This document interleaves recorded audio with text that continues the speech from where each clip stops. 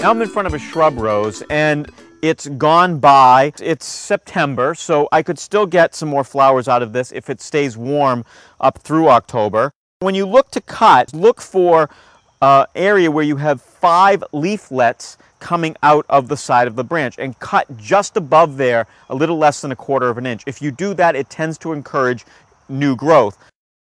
You can't mess this up, but if you cut it where it's going to produce a new bit of growth, that's a better spot.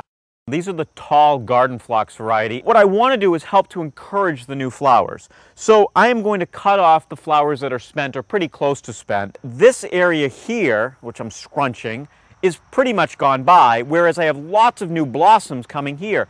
I'm going to cut right where that older section was, and this will go into the compost pile. You could prune all the way back down to the ground if the entire plant is kind of spent and you don't notice any new blossoms coming up. But give it a shot. See if you can get some new blossoms to come up. You can extend the life of some of these plants by weeks and really keep flowers going well into the fall. This is the Astilbe. I actually do not cut these. I leave these all winter because I personally like the way that this looks. I find it will create different interest in the winter. So these flower heads, which are eventually becoming seed pods, I like when they get covered with a little bit of snow or the frost. So I'll actually leave these all winter long and then I'll cut them in the spring. So it's just a personal choice. You could do what we've been doing and cut these all the way back to the base of the plant and then take all the leaves up later on in the fall.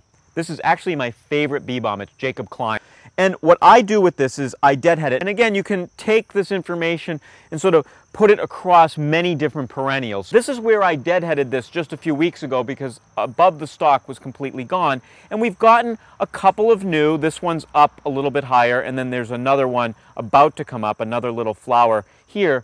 So we've talked about a very important part of gardening, deadheading, taking the flowers that have gone by, bringing it back down to the base of the plant, for sort of aesthetic looks, or perhaps to encourage more flowers to bloom.